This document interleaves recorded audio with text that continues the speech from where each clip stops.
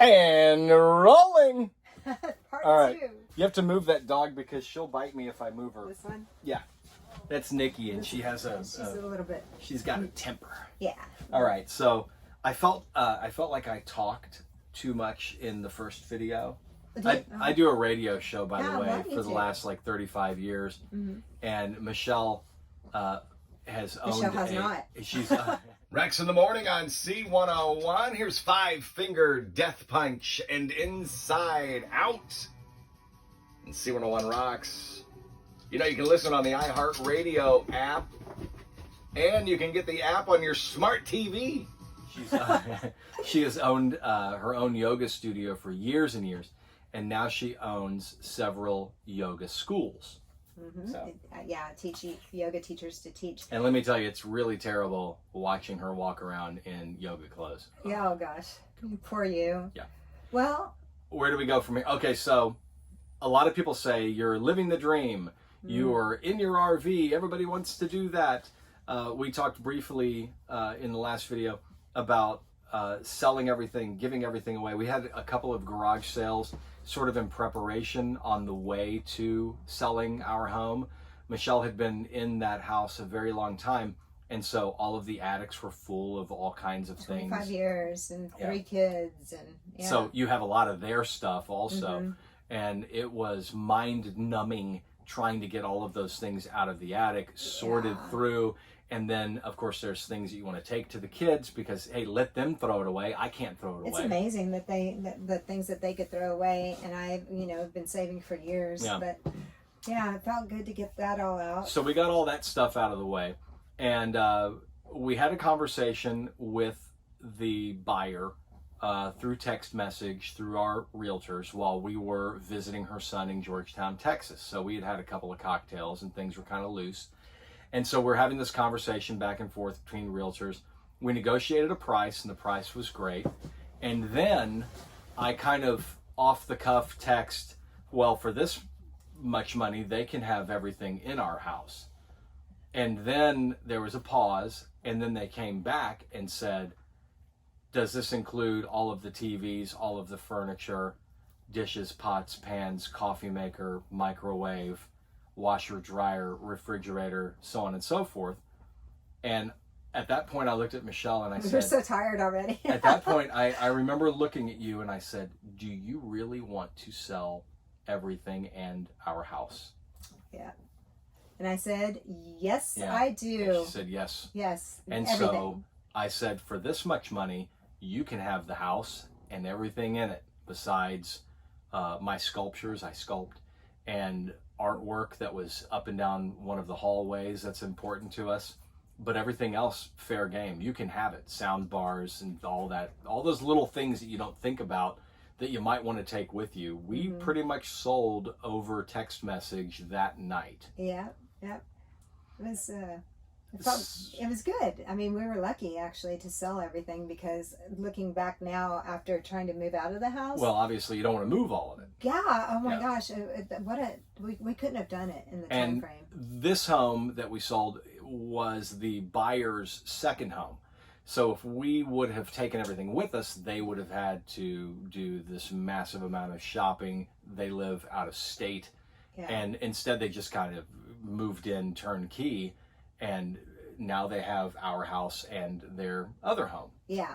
And they're, it turned out to be really cool people. So we're actually friends and going to have dinner with them. Yeah, we're actually going there. At our house. Yeah, we're going to our old house this weekend. We go guests to have dinner. That'll be a little odd, right? Yeah. It's a weird turn of events for sure. So I will never forget when we had to load up a 26-foot U-Haul full of everything that we intended to keep.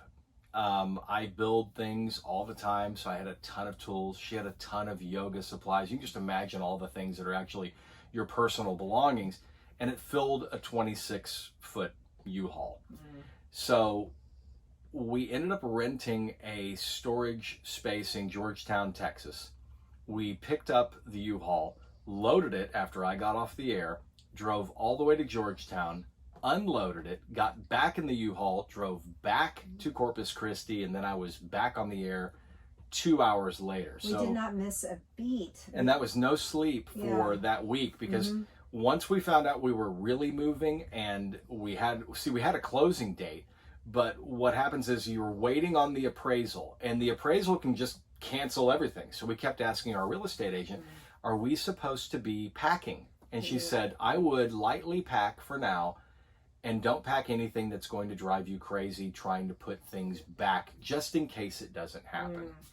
Well, a few days later, it's happening. Get out of the house. Yeah, 4 days, right? We had 4 days to get out. But they actually needed 2 days. But we said we weren't ready. Way we could. There was no way. I said I'll sooner burn it down than be able to get out of this house. We had nothing packed. Yeah, there was just no way. Like really packed. So we grabbed every plastic storage bin that we possibly could that I highly recommend instead of boxes. Much to move, so much to move. It's like Tetris in here.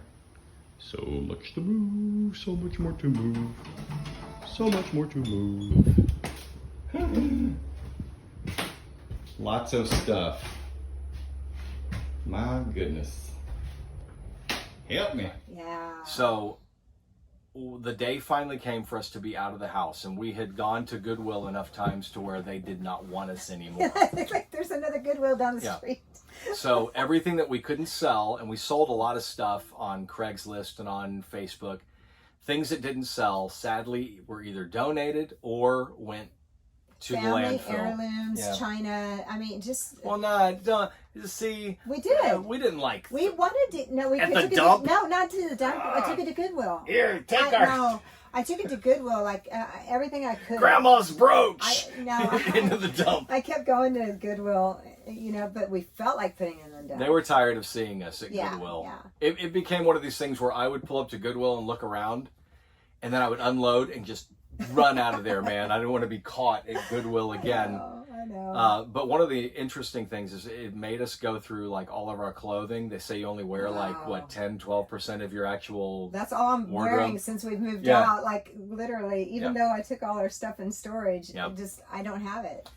So here comes the day where I have to return the U-Haul after going to the dump and to Goodwill. Return the U-Haul. I took an Uber back to the house instead of her coming to get me because she was so busy. Yeah. I'll never forget. I called you and I was like, "Hey, I'm in an Uber," and you're like, "Oh, thank you so much, thank you," because we had no time.